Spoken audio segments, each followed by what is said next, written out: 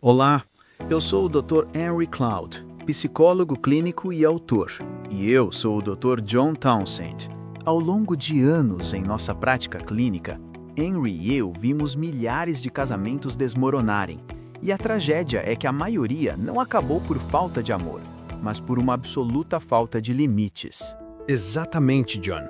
A cultura e muitas vezes uma má interpretação religiosa nos ensinam que no casamento os dois se tornam um. O problema é que muitas pessoas interpretam isso como a anulação completa da individualidade.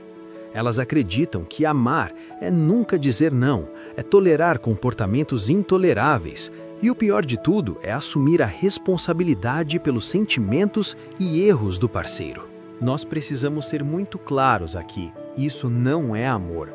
Isso é fusão doentia e codependência. Para que exista um nós verdadeiro e sustentável, é absolutamente necessário que existam dois eus inteiros e distintos. Quando você perde as suas fronteiras para agradar o outro, você perde a si mesmo. E quando você perde a si mesmo, não sobra ninguém real para amar o seu cônjuge. O amor exige liberdade. E como nós escrevemos em nossa obra, amor e liberdade andam de mãos dadas. Não se pode amar onde não se tem a opção de não amar. É por isso que escrevemos este livro. Precisamos redefinir o que é um limite. Um limite não é um muro de tijolos que você constrói para manter o parceiro do lado de fora em um ato de punição. Um limite é uma cerca ao redor do seu jardim para proteger o amor que está do lado de dentro. Um limite é uma linha de propriedade. Ele define o que é seu, seus sentimentos, suas atitudes, seus comportamentos e suas escolhas, e o que não é seu, ou seja, as escolhas e sentimentos do seu cônjuge. Se o seu parceiro tem um ataque de fúria, os sentimentos dele pertencem a ele. O seu limite define como você reage. Dizer, eu não vou gritar com você. E não vou ficar na mesma sala se você me desrespeitar, é um limite saudável. Estabelecer limites é assumir a responsabilidade pela sua própria alma e parar de tentar brincar de Deus na alma do outro. Os limites definem a nós mesmos. Eles me mostram onde eu termino e onde outra pessoa começa. E é nesse ponto de encontro entre duas pessoas inteiras que o verdadeiro casamento acontece.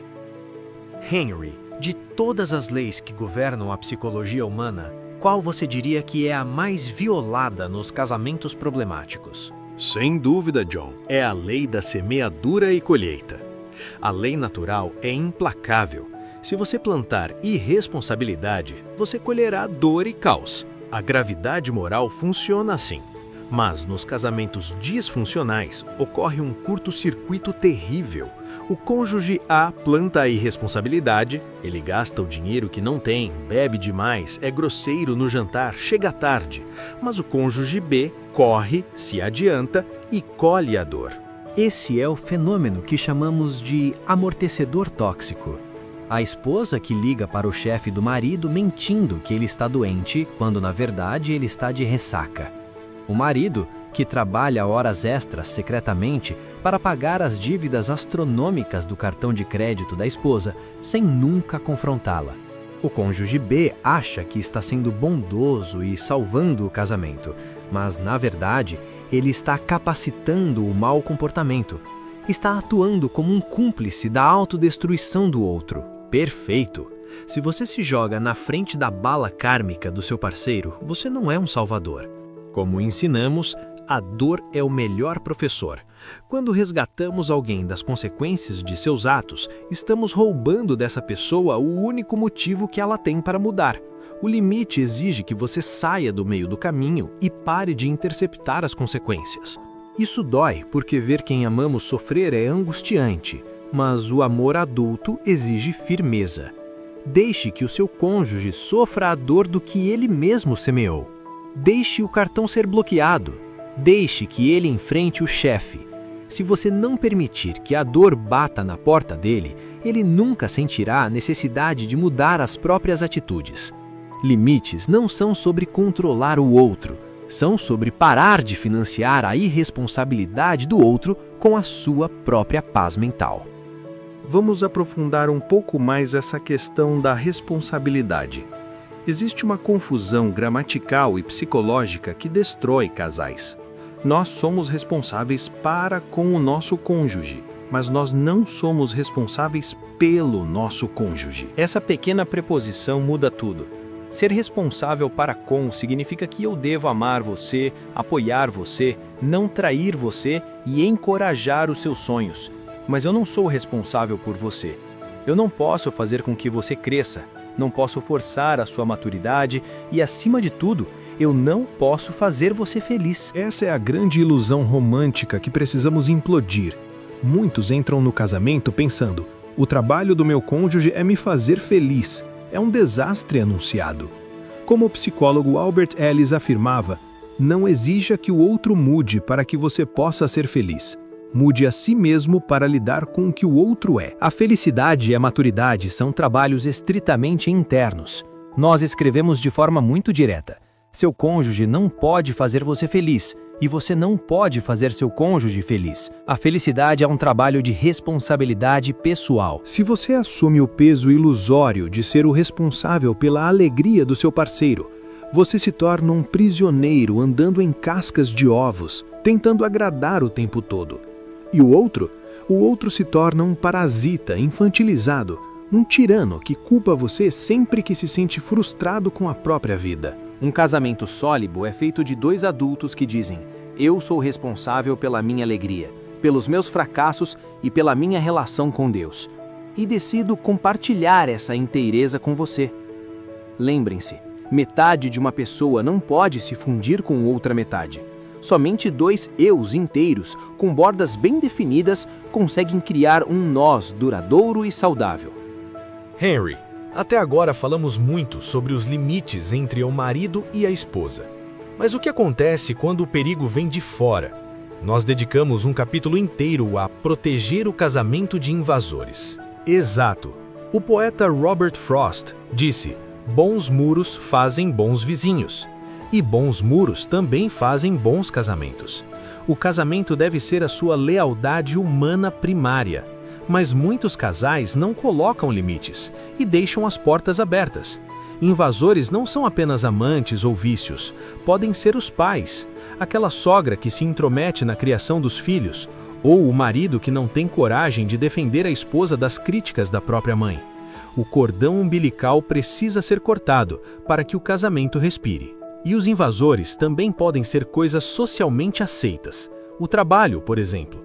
Um cônjuge que fica no escritório até às 10 da noite todos os dias está permitindo que a empresa invada e roube o tempo do casamento. Hobbies excessivos, amigos e até mesmo os próprios filhos, quando colocados acima do cônjuge, são invasores. Você precisa dizer não a coisas que são boas para proteger a única coisa que deve ser ótima, a sua aliança conjugal. E para fazer isso, precisamos matar a passividade. Muitas pessoas odeiam o conflito. Elas preferem engolir a seco e praticar a submissão passiva. O problema, John, é que a submissão baseada no medo gera ressentimento. E o ressentimento é um ácido que corrói a intimidade por dentro. Perfeito. O amor verdadeiro só existe onde há liberdade para discordar. Se você não é livre para dizer não ao seu parceiro, então o seu sim não tem valor algum. É apenas um reflexo de medo. O conflito honesto, quando protegido por limites de respeito mútuo e sem ataques de caráter, não é o fim do casamento.